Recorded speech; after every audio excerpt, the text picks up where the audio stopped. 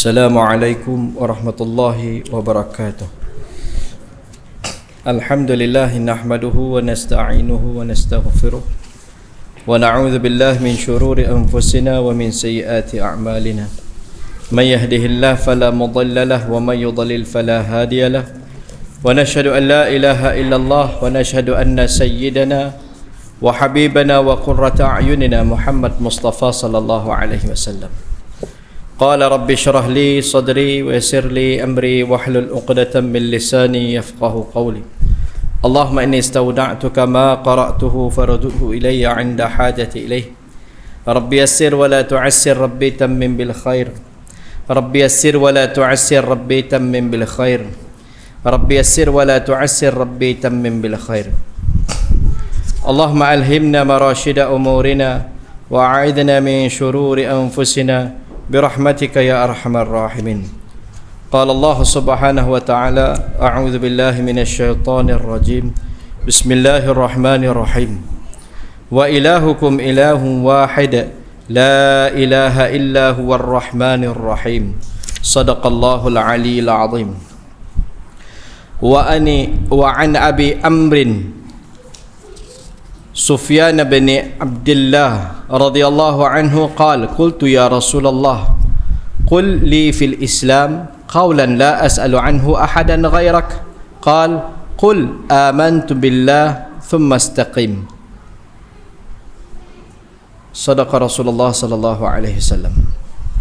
وقال صلى الله عليه وسلم أسعد الناس بشفاعتي يوم القيامة man qala la ilaha illallah.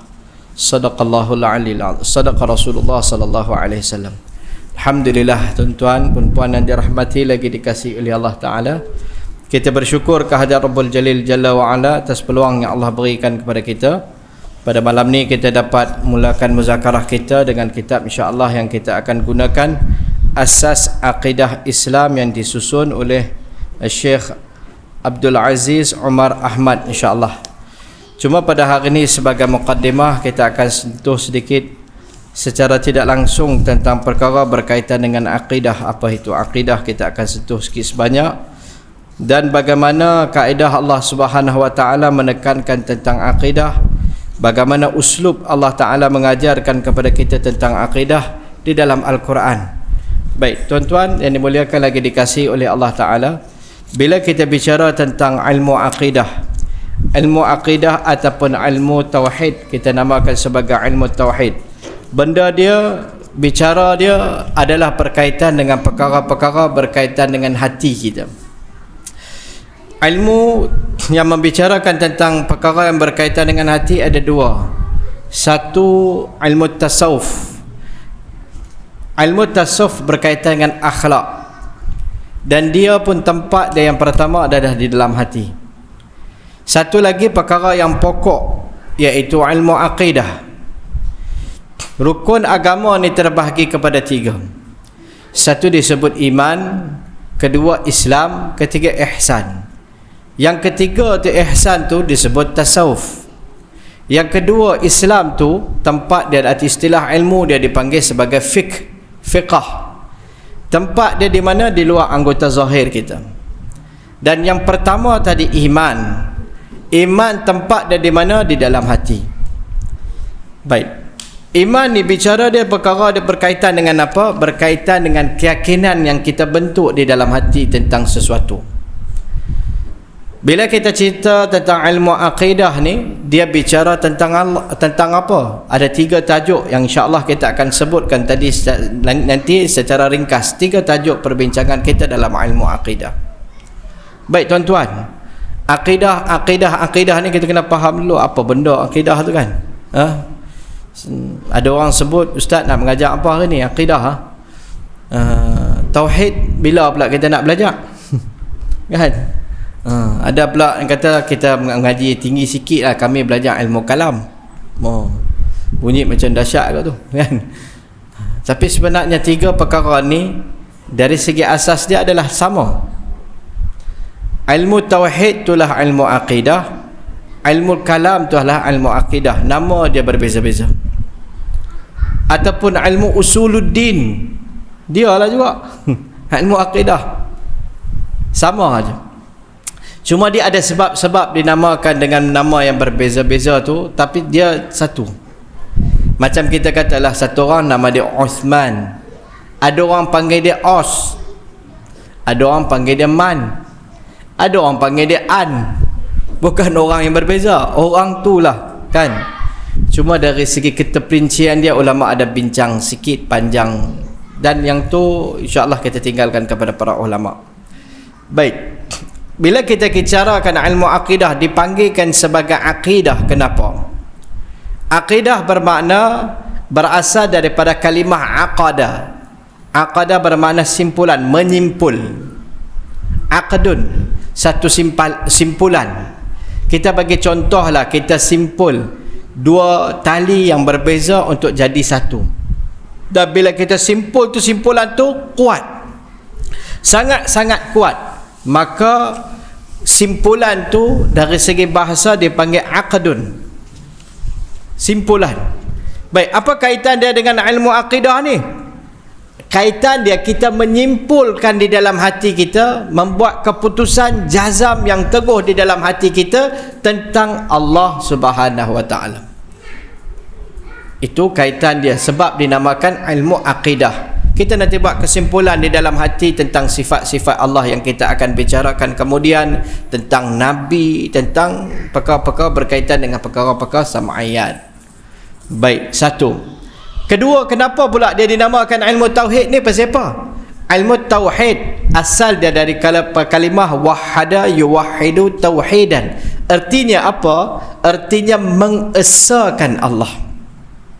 Sebab ilmu ni kita belajar, tujuan dia kenapa? Nak mengesahkan Allah.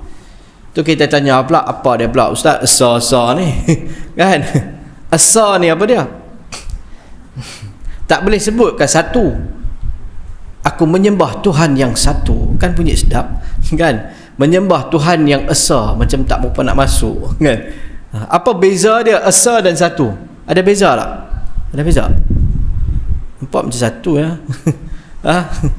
Ada orang tanya, Allah Ustaz, Tuhan yang esa baguslah tu, tapi macam tak clear. Dari segi istilah dia ada perbezaan.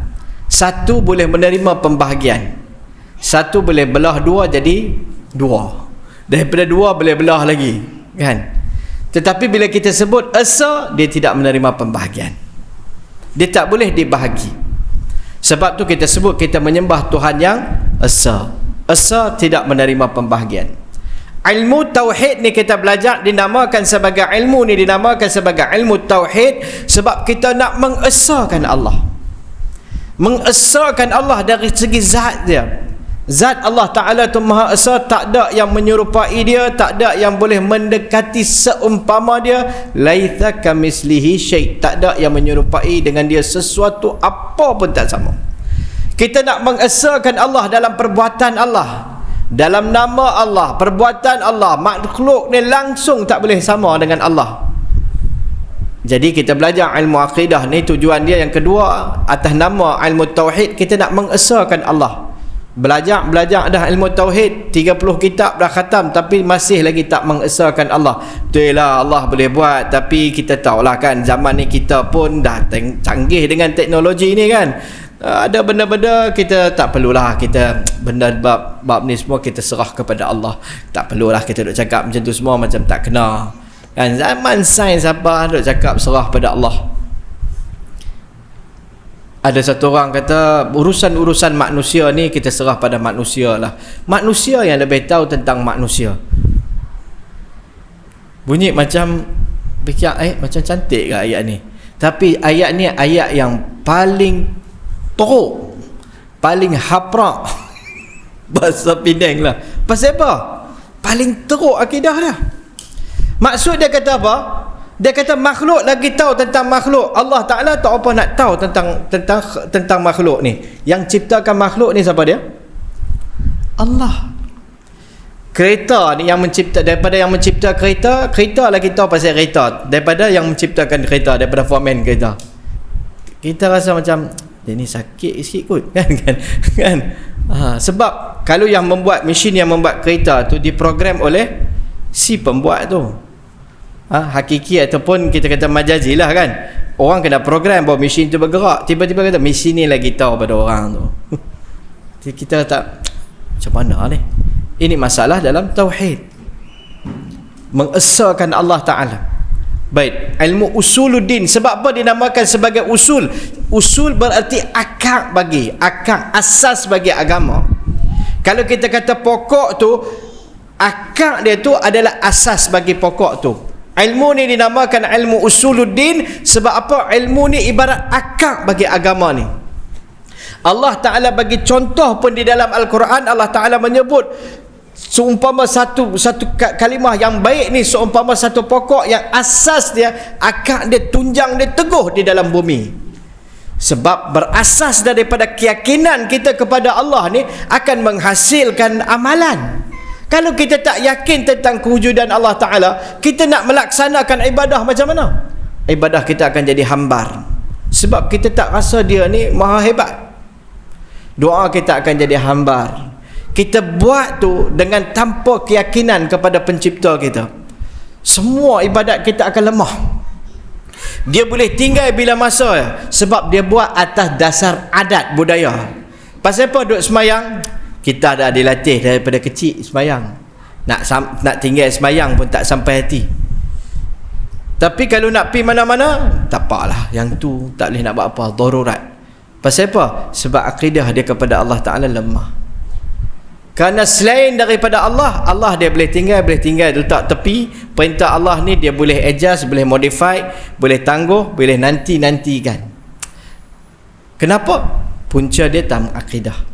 Nak pergi kenduri, semayang boleh tinggal, balik boleh qada, dan dia tak rasa bersalah pun. Sebab dia kata, okey lah kita semayang tu pun kira okey. Dahsyat tu. Kan? Kira okey lah saya, balik qada juga tu. Orang beriman. Kan? Kenapa? Sebab dia tak kenal siapa dia Allah. Masalah dalam usuluddin. Jadi usul, asas bagi agama, bagi Islam, bagi salat, bagi ibadah, asas bagi muamalah, bagi muasyarah, semua adalah dalam ilmu ni. Kalau satu orang tidak yakin kepada Allah Ta'ala, maka dalam muamalat dia ambil duit yang salah dan dia tak rasa bersalah. Dia kata okey lah, zaman ni kita tak boleh tengok sangat. Tapi kalau usul dia benar, mantap, halal haram jadi besar dalam hidup dia. Sebab tu ilmu ni dinamakan sebagai usuluddin. Baik, ini di antara nama-nama bagi ilmu ni. Tapi bicara ilmu ni sama. Apa yang kita nak bentuk dalam hati kita ni, nak bentuk keyakinan kita kepada Allah bagi betul. Kepentingan ilmu ni sangatlah penting. Seperti yang kita sebut tadi, kalau akidah kita lemah, ikhlas susah nak singgah dalam hati. Akidah kita lemah, ibadah kita bina dalam keadaan yang sangat lemah. Macam bangunan, kita nak bina bangunan tapi asas kita ni lemah, foundation dia sangat lemah. Boleh tak kita bayang apa akan menjadi bangunan yang kita bina macam ni besar, bawah dia lemah? Apa nanti jadi? Kalau dia naik, dah naik tinggi pun kira rahmat lah, kan? Tahan tak berapa lama, lepas tu dia boleh runtuh. Bangunan ni boleh runtuh sebab asas dia lemah. Begitulah ibarat dia, agama yang kita bina tanpa keyakinan yang betul-betul, akidah yang betul mantap, bila masa dia boleh runtuh. Nabi sebut dalam sepotong hadis, ada orang Islam di akhir zaman, mukminan di pagi hari beriman, petang dia jadi kufur. Lepas tu iman dia Nabi gambarkan keluar masuk. Sebab akidah dia lemah. Contoh satu situasi, satu orang hari tu sikit hari duk heboh kan, dia meninggalkan Islam. Kenapa meninggalkan Islam? Kerana cintakan isteri. Bukanlah orang perempuan salah, jangan silap faham lah. Contoh, dia meninggal kerana isteri dia nak meninggalkan Islam. Dia meninggalkan Islam kerana cintakan isteri. Saya tak boleh tinggalkan isteri, kerana tu dia tinggalkan Islam. Lepas tu dia duk fikir apa alasan nak bagi, dia kena create pula lepas tu alasan sekian lah, konon-kononnya. Kerana cinta dia boleh tinggalkan agama. Kenapa? Masalah dia dalam akidah. Contoh, satu hari satu orang ucapkan, Tak, kita kalau zaman ni nak kira nak ikut agama susah lah. Kan? Kita bina agama ni atas dasar, kita bina kehidupan ni atas dasar cinta. Jadi satu orang dengan satu orang dia cinta antara satu sama lain, dia boleh hidup dengan aman damai tanpa ganggu orang, kira okey. Tak ada situasi macam ni. Kan tuan-tuan semua orang soleh tak pernah mendekati media massa. Saya seorang ni. Ha? Kita tak dengar perkataan-perkataan lagu ni. Dua orang nak berkahwin, dah sama suka cukup lah. Okey dah tu dalam hidup ni. Kita tak ada pada zaman ni ada orang yang isteri dia agama lain dan dia agama lain. Tuan-tuan ku tak tahu kot lah. Isteri dia beragama lain, agama Hindu, dia Islam. Anak dia kadang-kadang Islam, kadang-kadang Hindu, kadang-kadang Islam, ikut time. Dua-dua boleh jalan. Di rumah dia ada berhala pun ada. Lepas tu kadang-kadang dia bawa anak dia pergi masjid. Tak pening kau tu. Sebab kenapa? Sebab masyarakat dah, kenapa jadi kefahaman lagu tu? Sebab pada dia akidah tak penting. Bila akidah dia rapuh, dia kata apa? Saya ni taklah Islam sangat, kan? Kadang saya sembahyang, kadang saya tak sembahyang. Oh, sama kata, ini Islam moderate. Ini toleransi dalam agama. Yang ni bukan toleransi, yang ni terlondeh dalam agama. Tak betul. Buya Hamka dalam buku Ghirah sebut benda ni. Dia londeh, dia faham toleransi dalam agama ni adalah melondehkan segala perkara agama, tak beragama, dan dia ambil sikit-sikit. Dia ni memang moderate. Sinilah Islam yang sebenarnya. Tak pakai tudung, this is Islam. Kita boleh masuk dengan masyarakat. Lagi singkat yang pakai, lagi cantik. Jadi kita boleh melondehkan Islam adalah satu yang cemerlang. Buya Hamka bagi antara contoh dalam satu mesyuarat. Semua orang duk mesyuarat, tiba-tiba bunyi lawangan azan. Satu orang ni dia sanggup meninggalkan mesyuarat tu pergi sembahyang, dia adalah ekstremis.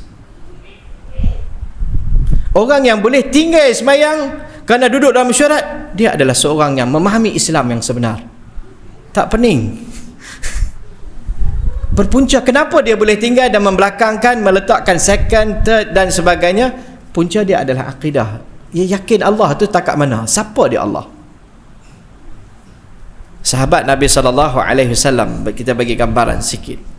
Bila suami dia meninggal dunia, dia menjadi ibu tunggal. Orang mendatangkan ucapan-ucapan takziah kepada dia. Bila orang ucapkan ungkapan-ungkapan takziah kepada dia, membayangkan kerisauan mereka tentang bagaimana dia nak hidup selepas ni, dia kata yang meninggal itu adalah Abdur Razzaq. Ar-Razzaq hayyun la yamut. Yang meninggal tu, suami aku adalah hamba yang menerima rezeki daripada Allah yang Maha Razzaq. Pemberi rezeki. Ar-Razzaq tu hayyun, dia maha hidup dan takkan mati. Kalau hari ni orang boleh ucap lagu ni, silap hari bulan orang cantak dia pergi mana tak tahu, tanya rambutan pun belum tentu lagi. Sebab orang rasa macam dia ni tak kena sangat lah, ekstrim. Inilah akidah yang kita nak bentuk di dalam hati kita tentang siapa dia Allah. Pertama, dalam ilmu akidah kita nak mengenal Allah. Tak kenal maka datang tak cinta. Tak kenal macam mana kita nak cinta Allah? Karena itu kita perlu mengenal Allah Subhanahu Taala. Baik, itu tujuan kita belajar tentang ilmu akidah. Baik, hari ini beberapa bicara kita akan tengok apa yang Allah cerita sedikit dalam Al-Quran tentang dia sebelum kita masuk dalam kitab ni. Kita tengok islub Al-Quran, kaedah Al-Quran menceritakan tentang Allah Subhanahu Taala. Allah sendiri cerita tentang dia. Tadi kita baca dalam surah Qul Huwallahu Ahad, Allah cerita kalau kata Allah tu siapa? Siapa dia? Zat yang bernama Allah. Allah menyebut dalam surah Qul Huwallahu Ahad, kita tengok. Allah cerita tentang Allah. Hari tu sikit hari ada orang berebut. Kami pun nak pakai Allah. Kawan tu berkata tak apalah, bolehlah, BP dah dia pakai. Kawan ni kata tak boleh pakai, kan? Satu golongan orang Islam pula kata baguslah, depa nak pakai, depa nak pinjam nama Tuhan kita, share okey tu, kan? Kita boleh mempromosikan nama ni lagi. Lepas tu pula Jabatan Mufti kebanyakan keluarkan fatwa kata tak boleh pakai. Ada pula orang Islam pula yang memberontak, Yang tu yang pening kepala. Kan? Memberontak pula. Pasal apa kita tak membenarkan? Apa salahnya? Kita kata kita bukan tak membenarkan. Jabatan Mufti kata kita sangat mengalu-alukan. Tetapi siapa Allah yang kamu nak katakan Allah tu? Definisi dia kena betul.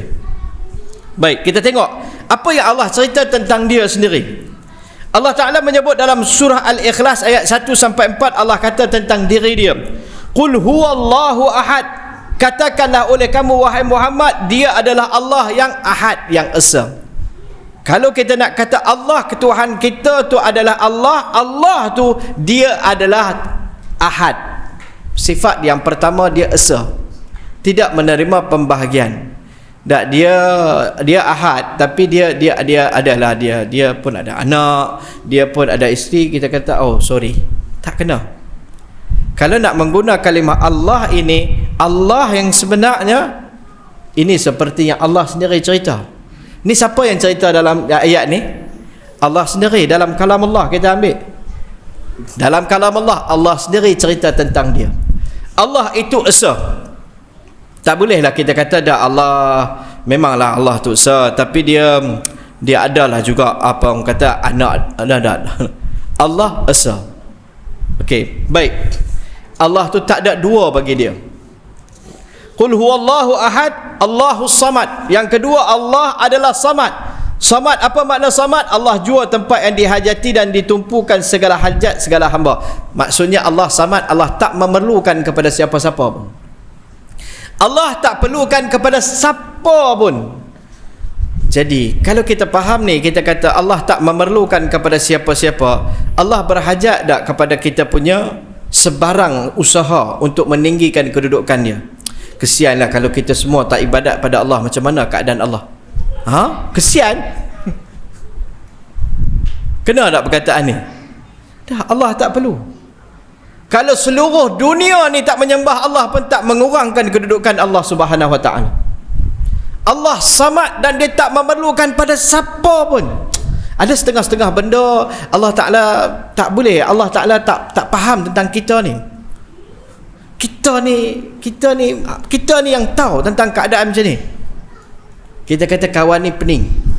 Bukan pening biasa-biasa, kritikal punya pening. Sebab apa? Allah samad. Allah tak memerlukan maklumat pada siapa-siapa. Kita ni ada benda yang kita tahu, tapi ada banyak lagi benda yang kita tak tahu. Ada kala kita pakar dalam satu bidang lagi dia boleh jatuh ke tahap bengong. Contoh minta maaf, dia boleh jatuh ke tahap tak tahu apa totally. Dia tiba repek, dia cakap benda setengah-setengah benda tu. Dia memang pakar dalam satu bidang, tapi satu bidang lain dia boleh tak tahu apa. Tapi Allah Ta'ala ni samad, tak memerlukan kepada sesiapa pun dalam apa perkara pun. Itu Allah. Baik, kemudian Allah Ta'ala cerita lagi, dia ni pula lam yalid walam yulad. Dia tidak melahirkan, lam yalid walam yulad, tidak dilahirkan. Yang ni definisi yang Allah sendiri cerita. Kalau nak kata Allah yang hampa maksudkan sama, silakan. Tapi masalah dia tak sama. Tu kita kata tak boleh sila, kena duduk sila. Tak boleh sila. Tak, kita tak setuju kerana akan mendatangkan kekeliruan di kalangan umat Islam. Tak, kami ni sebenarnya pada kami Allah ni dia ada anak dan dia ada isteri. Generasi lani pun dah kelabu dah. Mai lagi satu generasi lagi haru biru kan. Dia pula baca buku-buku macam ni. Penjelasan macam ni kalau datang dah bercambah. Kalau kita buka pintu dia, tak akan berlaku mafsadah yang lebih umum, lebih rosak. Masyarakat yang buta Quran, kita tak usah cerita hari ni begitu banyak. Buta Quran pun dah banyak. Lepas tu buta Jawi lagi tak payah cerita. Yang duk angkat spanduk Jawi hidup mati kan. Dia akan tengok dia baca sikit signboard Jawi ni. Baca jangan suruh Ustaz, saya semangat. Pun saya pun satu company kat dulu. Saya belajar sekolah dulu. Buku teks Jawi buka pening tu pi popular pi beli balik edisi Rumi. Sebelah ni Jawi, sebelah ni Rumi. Sebab memang blur nak cakap tipu apa. Lepas tu baru belajar kan. Belajar lah ni boleh, lepas tu baru belajar. Berlungguk-lungguk dalam kelas tu saya boleh kata 99.9% memang tak boleh. Tu tahun berapa tu? Kan? Tak boleh sebut lah, nanti tahu nak umur pula kan. Kan 10, 20 tahun, 30 tahun dulu bercerita kan. Bayangkanlah ni. Lagi ketara. Walaupun semangat jari dibangkitkan semula. Jawi, Quran, buta sunnah. Cerita tentang akidah ni, persoalan kekeliruan tentang akidah. Kemasukan fahaman ismu-ismu yang sesat dan sebagainya. Hari ini pula kerana pengaruh-pengaruh pelbagai cambahan pemikiran-pemikiran luar daripada Islam, pelajar yang asas dia sangat lemah, lepas tu tiba-tiba dia pergi belajar pula sosialisme lah, segala semua lepas tu tiba-tiba dia main Islam ni, dia compare dengan Islam, asas dia pun lemah. Berapa ramai orang pergi belajar di sekolah menengah dulu kerana dia nak faham akidah. Yang belajar akidah nak faham akidah, cuba angkat tangan. Memang tak angkat tangan kan? Siapa nak angkat tangan dalam kuliah? Contohlah kan, sangat kurang. Bukan tak ada, mungkin ada dalam ni kan orang-orang soleh, banyak kan taman orang soleh kan. Tapi kalau saya, pasal dulu saya masa zaman sekolah dulu, saya ni apa kelab persatuan agama apa. Kira persatuan yang paling gharib sekali yang itulah.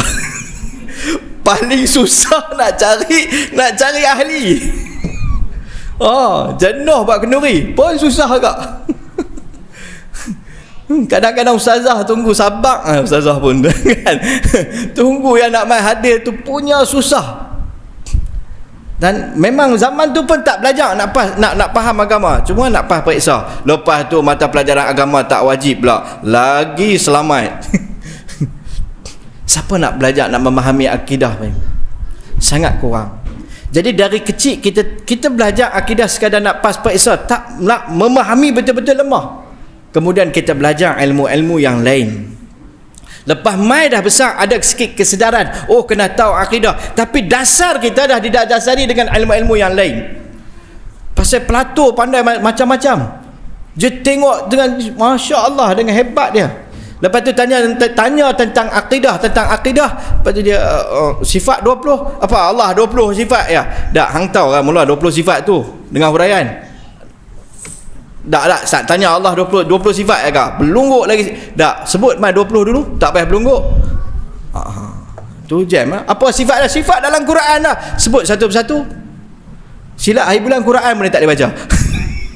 Tapi dia dapat satu-satu yang baru. Manusia ni dia suka benda baru. Sebab dia rasa dia dapat benda baru tu, excited dia. Hebat ni. Yang ni sifat 20 mah lama kita tak maju. Kan? Jadi kerana tu kadang-kadang berlaku kekeliruan, asas dah lemah, berlaku banyak kekeliruan. Sebab tu tuan-tuan, sangat-sangat penting untuk kita memahami akidah dengan cara yang mudah. Pertama, yang tu yang sangat penting pada hari ni, dasar kita kena kukuh. Hari ni tentang isu akidah, hari ni orang dah mula cakna balik pada hari ni, orang dah mula ambil berat hari ni. Bila baru ni kita bertemu dengan pelbagai isu dah dibangkitkan hari ni, alhamdulillah semangat orang nak belajar ilmu akidah pun dah mula timbul. Jadi sangat penting, tak ada istilah kata terlambat. Ada orang yang bila kita buat kelas akidah, dia kata, Ustaz, saya ingat saya dah akidah ni zaman belajar kecil-kecil senang lah Ustaz, dah tua ni susah nak faham. Kita kata salah. Masa usia ni lah kita kena faham. Masa ni kita kena faham. Kalau akidah kita lemah tuan-tuan, agama dalam hadis Nabi tadi, faba'i'un nafsah, dia boleh jual diri dia. Agama dia boleh jual beli. Orang bagi duit, dia boleh tinggalkan agama. Yang ni bukan cerita zaman 20-30 tahun dulu, zaman yang duk berlaku ni hari ni. Kerana duit orang boleh meninggal. Kenapa? Asas dia lemah. Bila asas lemah, Islam yang dibina tu sangat rapuh. Bila masa dia boleh tinggal. Kerana alasan-alasan yang kerdil ni, dia boleh tinggalkan ibadah. Tak ada masalah untuk dia dan tanpa rasa bersalah. Kerana tu ilmu akidah ni penting. Allah sebut sikit lagi, kita tengok Allah sebut tentang diri dia dalam surah Al-Hadid. Dalam surah Al-Hadid Allah sebut huwal awwal wal akhir wal zahir wal batin wa huwa bikulli syai'in alim. Ni contoh Allah Ta'ala memperkenalkan kepada kita tentang Allah sendiri. Dan firman Allah Ta'ala huwal awwal wal akhir, dialah yang awal.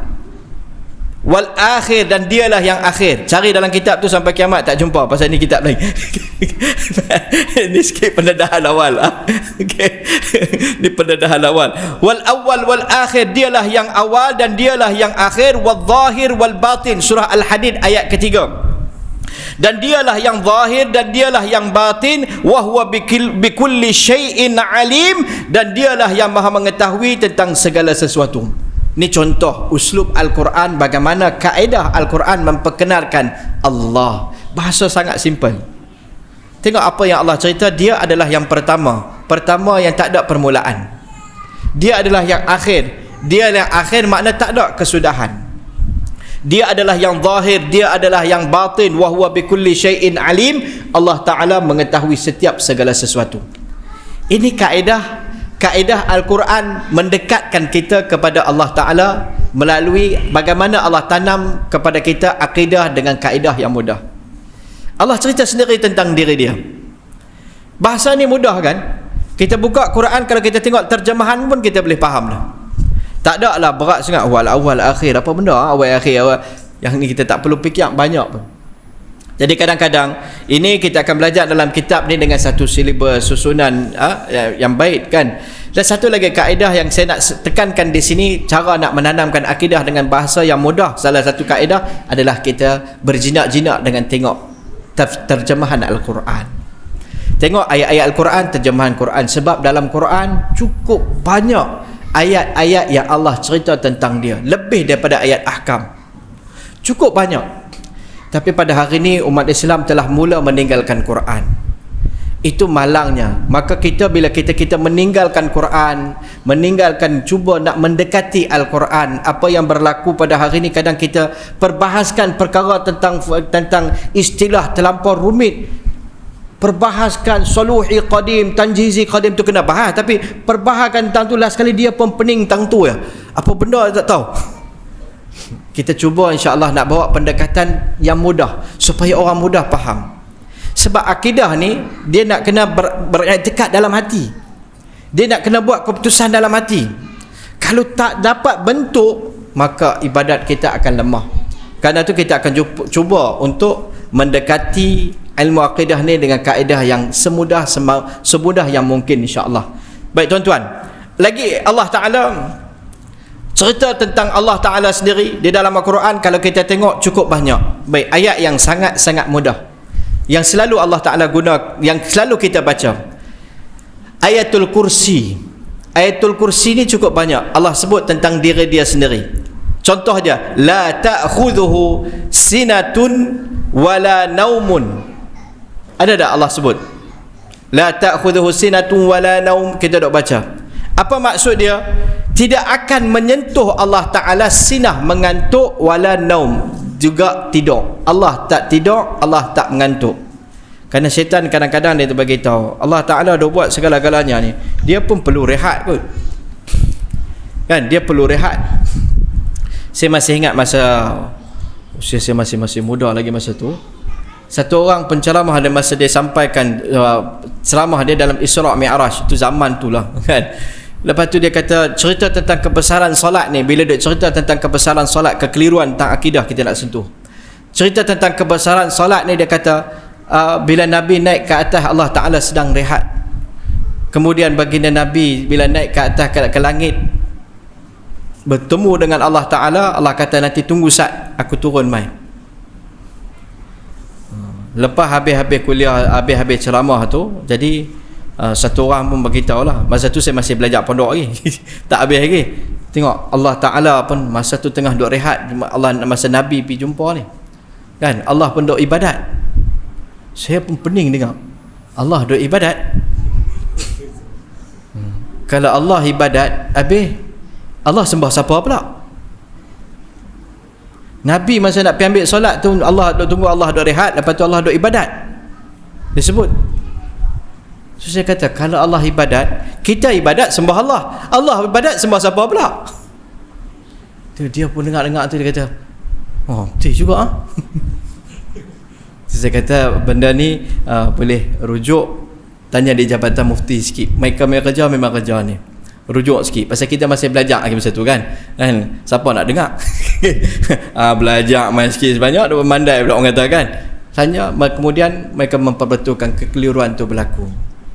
Semangat sikit, kadang-kadang terlebih terlajak kan. Nak cerita kepentingan solat tu sampai Allah sendiri solat lah sekali, terlajak perahu. Dan tu kena hati-hati.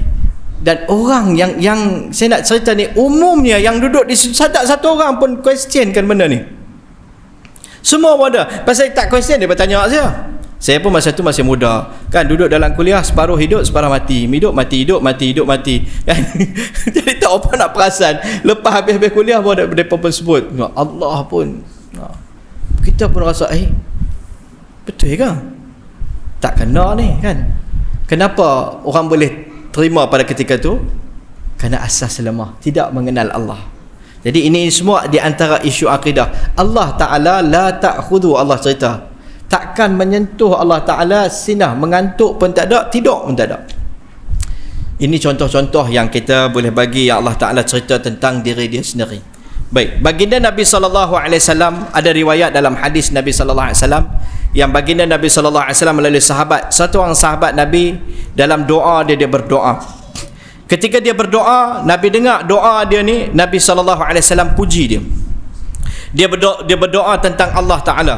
Ketika memuji Allah Ta'ala, dia sebut la tarahul uyun wala tukhalituhu dhunun wala yasifuhu alwasifun wala tughayyiru alhawadith wala yakhsha ad-dawair wala yus'al amma yaf'al wa hum yus'alun. Ketika ceritakan tentang Allah Ta'ala, Allah tu siapa? Maka kata beliau bahawa Allah Ta'ala tu la tarahul uyun, tak ada mana-mana mata yang pernah melihat dia. Allah tak boleh ditengok dengan mata. Wala tukhalituhu dhunun, tidak ada fikiran yang boleh menggambarkan tentang keagungan Allah Ta'ala. Kita mata tak boleh tengok, hati saya tengok Allah dengan hati. Wala tukhalituhu dhunun, macam mana yang hang lintah dalam pemikiran hang kata Allah tu lagu ni, dia bukan macam tu. Tak boleh langsung nak bayangkan lagu tu. Wala yasifuhu alwasifun, dan Allah Subhanahu Taala tidak siapa pun mampu untuk mensifatkan dia dengan sesempurna sifat dia. Kita duk belajar ni macam mana pula? Kita belajar dengan ilmu daripada apa yang datang daripada Al-Quran dan hadis. Kita sifatkan Allah Ta'ala dengan apa yang dia sifatkan, tetapi yang tu pun kita tak sampai pada kesudahan dia, hakikat yang sebenar. Dia lebih daripada tu lagi Allah. Ringkasnya Allah Ta'ala ni bersifat dengan sifat kamaliyat, maha sempurna. Wala yus'al amma yaf'al, tidak akan disoal tentang apa yang dia buat. Wahum yus'alun, kita yang akan ditanya. Ni cukup cantik. Hari ni orang duk tanya, pasal apa Allah buat lagu tu? Pasal apa Allah buat lagu ni? La yus'al, hang siapa nak pergi tanya dia? Dah Allah buat macam apa macam ni? Dah saya nak tanya lah Ustaz, pasal apa Allah cipta orang kafir ni? Kesian kan kat depa. Ni hang kesian diri hang sendiri, hang nak pergi mana pun tak tahu lagi. La yus'al amma yaf'al, tidak disoalkan tentang apa yang dia buat. Sebab banyak lagi hakikat yang kita tak tahu, benda yang di luar kemampuan kita untuk berfikir. Siapa tahu? Siapa boleh bagi jaminan? Saya semalam malaikat Jibril bagi sertifikat saya ahli syurga insya-Allah. Ada siapa boleh bagi? Kita punya nasib pun kita tak tahu. Di Indonesia ada satu orang dah jadi dosen, bukan dozen, jadi pensyarah. Akhirnya tinggalkan Islam. Anak-anak dia tak tinggalkan Islam. Berdebat dengan satu orang yang asal padri, masuk Islam, berdebat dengan kawan tu. Apa dia nama dia? Nasution apa ke nama? Siapa boleh bagi jaminan? Kita punya nasib pun kita tak tahu. Tak, pasal apa saya duk fikir lah, pasal apa Allah Ta'ala cipta yang tu macam ni, pasal apa dia kalau dia Tuhan, pasal apa dia ciptakan kalau COVID ni dia tak boleh nak angkat apa? Hang tahu ke pasal apa dan hang tahu ke sebab apa? Kita tak tahu. Segala hikmah dia pasal apa kita tak tahu. Yang kita tahu tak COVID pun duk meninggal kau. Yang tu yang kita tahu. Yang kita tahu itu ya, tiap-tiap hari orang meninggal. Hikmah daripada apa yang Allah buat, adakala kita boleh mampu, kita boleh tahu, kita boleh agak, adakala kita tak tahu. Kita tak mampu nak idrak, nak mencapai memahami hakikat dia. Yang masalah dia, benda ni kita tak disuruh pun. Kita tak disuruh untuk pergi tanya tentang bos kita punya kerja. Kita kerja kilang. Lepas tu kita pergi masuk jumpa CEO kita tanya, bos, you punya kerja apa bos? Bos kata you mau kerja ke mau belang kan? Aku yang kena tanya kat hang punya kerja apa, hang buat tak buat? Kita pergi tanya kat dia, tak ke pelik? Dunia punya kerja pun kita dah rasa pening kan? Tambah pula main kekeliruan hari ni, akhir zaman pula orang mula duk inquiry benda ni. Tak pasal apa dia buat lagu tu? Kalau dia Tuhan, tak hang nak siapa? Hang dengan dia dengan satu jawatan ke? Tuhan penolong kanan Tuhan ke? Pembantu Tuhan? Tak.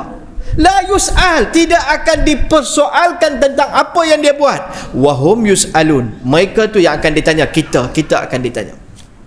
Jadi ini beberapa perkara hari ini sebagai mukaddimah kita sentuh tentang berkaitan dengan akidah. Apa itu akidah? Kita sentuh tadi, dan asas-asas kita sentuh bagaimana Al-Quran menerangkan tentang akidah. Jadi cara yang baik tuan-tuan puan-puan, kita nak mengenali akidah, kita boleh mula menjenguk-jenguk terjemahan Quran. Tapi kalau ayat yang berkaitan dengan ayat mutasyabihat, jangan kita buat pandai-pandai. Ayat berkaitan dengan mutasyabihat, kita tolong rujuk pada ulama. Mutasyabihat tu ayat-ayat yang perlu kepada penjelasan. Kita tanya pada para ulama. Ayat tentang hukum hakam, jangan kita tafsir, tanya pada para alim ulama. Tapi ayat tentang cerita ni tentang kebesaran keagungan Allah, kita buka, kita akan datang keyakinan dengan cara yang mudah. Afala yanzuruna ilal ibili kaifa khuliqat wa ila as-sama'i kaifa rufi'at wa ila al-jibali kaifa nusibat wa ila al-ardi kaifa sutihat. Allah cerita hebat dia. Hampa tak tengok kan macam mana aku ciptakan ibil, unta? Kaji tentang unta. Yang zuru di situ bukan dengan melihat semata-mata, tak fikir, tak kaji ke? Kita kaji unta, rupanya hebat. Dia boleh simpan air, boleh jalan begitu jauh, bulu mata dia boleh menutup, boleh menepis debu. Allah suruh tengok dan fikir. Tak tengokkan langit ni bagaimana kami tinggikan. Senang kan? Ini membina akidah kita, menjana iman kita ni. Ada siapa boleh buat bangunan tak ada tiang? Ada orang boleh buat bangunan tak ada tiang? Tak, kami tak pakai tiang. Tak pakai tiang. Habis itu bangunan tu dia di awang-awangan. Cerita gambar drama bunian boleh buat lah tu, tapi real tak boleh. Kita tak tengok ke hari-hari? Rabbana ma khalaqta hadha batila. Doa tengok langit. Kita tak tengok ke hari-hari? Siapa yang buat segala-galanya ni? Allah suruh tengok dan berfikir. Sebab tu Sayyidina Ali karamallahu wajhah kata, ma ra'aitu syai'an illa wa ra'aitu Allah qablahu. Aku tak melihat sesuatu pun melainkan sebelum aku tengok benda tu aku nampak Allah, kebesaran Allah. Hari ni tiap-tiap hari kita tengok, apa otak kita gerakkan tak untuk melihat, untuk menghubung dengan pencipta. Ciptaan Allah kita tengok. Manusia mengkaji tentang matahari. Hebat matahari, tanpa matahari manusia tak boleh hidup, pokok tak boleh hidup. Akhirnya dia pergi sembah matahari pula. Tak ke pening? Ada kan orang menyembah matahari? Oh, manusia mengkaji tentang api. Oh, api ni tak ada, susah, tak boleh hidup dan sebagainya. Akhirnya dia menyembah api. Tuan-tuan, kenapa? Kerana dia tak nampak di balik ciptaan Allah. Yang dhuru yang Allah sebut dalam ayat itu, Allah suruh kita guna otak kita ni untuk berfikir. Hari ni jadi masalah dalam akidah sebab apa? Benda yang tak suruh kita fikir, kita fikir. Dan saya nak tahu exactly Allah tu macam mana. Siapa suruh? Nabi tak suruh. Tak ada mana-mana pensuruhan. Kita pula duk bergaduh. Benda tu pasal apa nak bergaduh? Tak perlu punya benda. Benda yang disuruh oleh Allah Ta'ala dan Rasul, itu yang kita ikut. Mengenal Allah Subhanahu Ta'ala melalui pendekatan Al-Quran. Kita cuba tengok terjemahan Al-Quran. Allah cerita tentang bumi. Allah cerita tentang bumi, apa yang ada dalam bumi, subhanallah. Kita siram pokok hari-hari. Pokok ada macam-macam warna. Ayak kita bubuh pewarna. Simple ya kan? Tak main mana warna ni. Ada bunga yang sampai 3-4 warna dalam satu bunga tu. Mai mana? Simple ya benda ni. Tapi bila kita tak tasyril, kita tak menyibukkan otak kita untuk berfikir, iman kita tak terjana. Sedangkan sumber untuk meningkatkan iman kita ni keluar surau boleh jumpa. Tapi kita tak terbina. Kenapa? Kerana akidah ada dalam kitab ni, kehidupan kita tak ada dalam akidah, tak ada dalam kehidupan kita. Ini membuatkan kita jauh. Dia ada sebagai teori. Akidah ni praktikal, benda yang kena ada di dalam hati sentiasa. Sebab tu saya sebut hari ni, pendekatan pertama yang kalau kita boleh, kita jinak-jinak dengan Al-Quran, terjemahan Quran. Kita mendekati usul Al-Quran untuk mengenal Allah Subhanahu Ta'ala, melihat kebesaran kehebatan Allah Ta'ala, dan berfikir untuk menjana iman kita, keyakinan kita kepada Allah. Baik tuan-tuan, sikit lagi sebagai muqaddimah. Pukul apa? Dah lebih dah. Macam mana nak masuk muqaddimah ni? Baik, tadi kita sebut, tengok muka surat 3 ni, kita masuk dah muqaddimah. Muka surat 3 ni kita dah sebut tadi perkara-perkara yang berkaitan dengan nama-nama ilmu ni. Kalau kita tengok dalam kitab ni, muka surat 3, saya dah sebut tadi tentang nama-nama tentang ilmu ni, tuan-tuan boleh rujuk semula. Kemudian tentang kalam, dan yang terakhir tentang ma'rifah. Ini adalah perkara yang kita sebut tentang akidah tadi yang kita bicarakan. Kita bicara tentang nama ilmu ni, kita sebut tentang wajh tasmiyah. Kita kata sebab kenapa dinamakan ilmu tauhid, sebab kenapa dinamakan ilmu usuluddin, sebab dinamakan dengan ilmu akidah, sebab dinamakan dengan ilmu kalam. Kita bicarakan tentang perkara itu tadi. Kemudian kita sebut tentang akidah silap faham yang berlaku di kalangan masyarakat pada hari ini tentang akidah. Ketiga, kita sebut tentang kurangnya masyarakat ambil berat tentang ilmu akidah. Itu adalah punca berlaku kekeliruan. Berapa kenyataan-kenyataan yang kita bagi contoh tadi yang keluar daripada mulut umat-umat Islam pada hari ini kerana keliru dalam ilmu akidah. Kemudian kita sebut perkara yang keempat, ini antara punca dia sebab apa?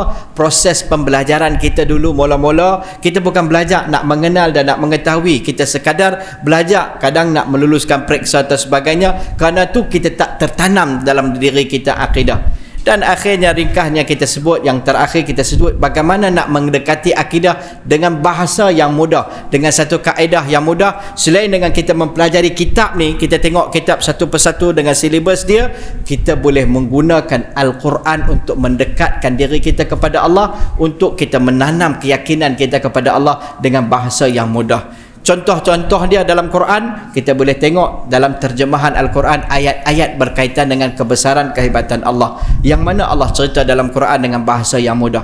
Adapun perkara berkaitan dengan ayat mutasyabihat, sila rujuk pada ulama dan jangan kita sendiri buat keputusan sendiri. Ayat berkaitan dengan ayat mutasyabihat, kita rujuk pada para ulama. Ayat-ayat yang mudah, maka ini akan menjana keyakinan kita kepada Allah Ta'ala, dan kita menggerakkan minda kita ni untuk berfikir, kerana minda kita ni merupakan sumber untuk membentuk keyakinan di dalam hati kita. Baik, perkara dalam akidah ni sebagai penutup perbincangan kita. Perkara dalam ilmu akidah ni, perbicaraan pokok kata pengarang dalam perkara berkaitan dengan akidah ni ada 4 saja. Pertama, dalam isu akidah ni kita akan belajar perkara muka surat keempat adalah uluhiyat, perkara berkaitan dengan ketuhanan. Tadi kita sebut dengan bahasa yang mudah, kaitan dengan Allah. Tuhan, siapa dia Allah? Siapa dia Allah? Kita akan belajar tentang ketuhanan, apa sifat-sifat dia. Kedua, kita akan belajar tentang nubuat, kenabian. Siapa dia Nabi? Siapa dia Rasul? Baik. Yang ketiga, kita akan belajar perkara disebut sebagai sam'iyat. Sam'iyat adalah perkara-perkara yang ghaib, yang tak dapat dilihat dengan mata kasar kita, tapi kita yakin. Sumber sam'iyat 2. Sam'iyat bermakna dinisbahkan kepada sama', dengar pada siapa? Allah dan Rasul. Yang tu kena faham betul. Yang ni kita akan bahas nanti insya-Allah. Apa yang kita dengar daripada Allah, apa yang kita dengar daripada Nabi. Ini sam'iyat. Contoh dia apa? Syurga, neraka. Kita tak boleh create sendiri cerita tentang syurga. Saya rasa lah, pada pandangan saya lah, syurga ni sebenarnya antu sudah buat pandang merepek, bukan kan? Hari ni ada orang dah betul. Saya rasa pada pendapat saya, hai, mai kok mana hang pendapat bila pergi syurga balik mai kan? ini kekeliruan. Ini isu sam'iyat. Sam'iyat ni benda yang kita dengar. Dengar pada siapa? Pada Allah, pada Rasul. Kita tak boleh melihat, kita tak tahu, dan kita beriman dengan perkara tersebut. Baik, kebanyakan ulama membahagikan perkara akidah kepada 3 perkara ni. Dalam kitab ni Syekh Hafizullah Ta'ala membahagikan dengan pembahagian yang keempat. Dalam perkara akidah kita akan bicarakan juga dengan perkara berkaitan dengan mumkinat, perkara-perkara yang harus, yang boleh jadi ada, boleh jadi tiada, seperti perkara-perkara yang ada di alam ini. InsyaAllah kita akan bicarakan dengan panjang lebar tentang 4 perkara, 4 pecahan pokok pembicaraan dalam ilmu akidah ni. Wallahu subhanahu wa ta'ala a'lam. Saya harap-harap kita dah menyempurnakanlah sedikit sebanyak hari ini sebagai muqaddimah kan. Tak mau terkejut ya. Itu sebagai muqaddimah, kita cerita dengan tanpa kita gunakan kitab. Tujuan dia supaya benda ni jalan dengan agak santai, kita dapat nampak sikit gambaran tentang ilmu akidah tu. Yang pentingnya yang kita rasa bab akidah ni terlampau besar sangat. Kepentingan tu kena ada, jangan kita letak jadi macam subjek besar dan sampai membuatkan kita meninggalkan belajar ilmu akidah. Kan ada setengah orang dia kata bab akidah ni susah Ustaz, benda ni rumit sangat, jadi complicated sangat, jadi kerana tu saya tumpu pada fiqh dulu, akidah ni kemudian. Salah, dia kena jalan serentak, tak boleh tinggal. Akidah bukan kemudian, akidah nombor 1. Anak-anak ni dia ada kaedah. Pada hari ni pun kita insyaAllah di pertengahan jalan kita akan sentuh sikit-sikit untuk anak-anak bagaimana nak membentuk akidah. Anak kita tak boleh pergi duduk baca buku, dengar ni abah nak cerita Allah itu wujud, dah tak payah. Anak ni kita sentuh tadi kaedah tadi, tunjuk pada dia pokok, tunjuk kita siramkan ayat, cerita kepada dia siapa yang ciptakan pokok ni dengan kaedah Quran. Sebab tu kita sentuh tadi kaedah tadi tu sangat mudah, daripada budak kecil sampai kita dewasa, daripada tak ada gigi sampai tak ada gigi balik, kita boleh faham. Itu kaedah yang mudah. Sebab tu kita nak mendekatkan dengan kaedah tu. Ini kita boleh faham dengan mudah. Jadi anak-anak kaedah dia kita bicara secara tak langsung. Sangat penting. Ada beberapa laporan-laporan tapi masa pun tak mencukupi, dan insya-Allah kita ada kesempatan kita cerita bagaimana bila anak ni dia begitu yakin kepada Allah Taala apa yang akan berlaku insya-Allah. Dari kesempatan yang lain kita akan sebut. Sementara Covid ni kita tak boleh panjang kan, masa pun tak mencukupi. Takat inilah kita sudahi majlis kita. Ada soalan ke?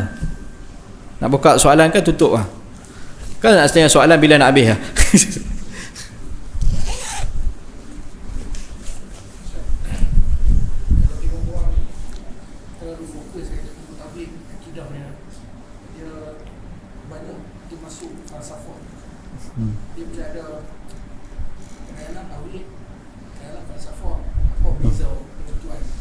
Baik. Dia sebenarnya sebab kita punya sumber dalam perbahasan ni ada 3. Satu daripada Al-Quran dan hadis, yang ketiga kita menggunakan akal untuk berfikir. Di situ kita akan menentuh sedikit-sedikit perkara dalam ilmu falsafah ataupun ilmu mantik. Sikit-sikit kita akan sentuh tentang kaedah berfikir. Kita tak masuk sangat mendalam. Falsafah ni penting. Buya Hamka ada buku tentang falsafah Islam. Ini penting, tetapi kita taklah merumitkan tentang perkara tersebut. Yang jadi kadang-kadang ni kita terlampau bicara terlampau halus sangat tentang term-term tu ataupun falsafah tu, sehingga kadang kita terlepas maksud asal apa yang kita nak yakin tu hilang. Macam saya sebut tadilah kan, orang bicara tentang saluhil qadim, tanjiz qadim, islah aslah, dia bicara sampai last kali dia tenggelam pi lagu tu belah tu. Tak faham apa dia. Jadi kita nak bawa kadang-kadang untuk asas ni kita perlu faham secara umum pertama tentang akidah ni. Kemudian kita masuk perbahasan tentang istilah-istilah dengan cara yang sederhana. Kemudian untuk orang yang nak bicara mendalam ni, kemudian tahap yang ketiga baru dia masuk tentang perbicaraan tentang mazhab-mazhab dalam akidah, istilah-istilah dan falsafah tentang akidah. Maka dia kalau ikut turutan dia tak jadi masalah. Masalah kadang yang berlaku ni pasal apa? Dia tak ikut turutan. Dia darjah 1, dia pergi belajar darjah 6 yang pelajaran. Tak ke pening. Itu yang kadang isu dia. Sebab tu masa nak memilih kitab pun saya dah muzakarah dengan Ustaz Syafiq mana yang sesuai, supaya kita tak terus kita naik ke atas, takut kita keliru tentang perkara tersebut. Jadi kadang kekeliruan tu berlaku sebab tu dia tak belajar sesuatu yang sesuai dengan mustawa dia. dengan tahap dia. Wallahu subhanahu wa taala a'lam. Baik, ada lagi soalan? Falsafah ni pun kalau ada rezeki kita sembang sikit panjang. Sebab hari ni orang sedang bangkitkan isu tu. Akidah sifat 20 ni berkaitan dengan falsafah. Falsafah, sedangkan kalau kita ikut dalam satu manhaj satu lagi, Buya Hamka punya manhaj yang berbeza dalam bab akidah. Beliau sendiri mengangkat tentang falsafah. Kerana kadang orang yang bercakap tentang falsafah tu pun dia pun tak faham apa dia falsafah. Dia pun duduk dalam kategori falsampah kan. Dia pun tak faham kan. Kita kalau orang yang hidup tanpa falsafah hidup, apa akan berlaku? Hidup dia tu hayang-hayang, tak tahu nak pergi mana. Kan? Jadi itu insya-Allah dalam satu kesempatan yang lain kita akan satu tajuk tu insya-Allah. Wallahu subhanahu wa ta'ala a'lam. Baik, insya-Allah kita doa sikit. Allahumma lakal hamdu kulluhu wa lakal syukru kulluhu ya rabbal alamin. Allahumma salli wa sallim ala habibina wa qurrati a'yunina Muhammad Mustafa sallallahu alaihi wasallam. Allahumma atina fid dunya hasanah fil akhirati hasanah wa qina adzaban nar. Allahumma aslih sya'nana kullaha ya rabbal alamin. Allahumma waffiqna lima tuhibbu wa tardah. Allahumma ارحمنا بترك المعاصي أبدا ما أبقيتنا يا رب العالمين. وصلى الله على آل محمد. سبحان ربك رب العزة عما يصفون وسلام على المرسلين والحمد لله رب العالمين. تقبل الله منكم إنا منكم تقبل الكريم. السلام عليكم ورحمة الله وبركاته.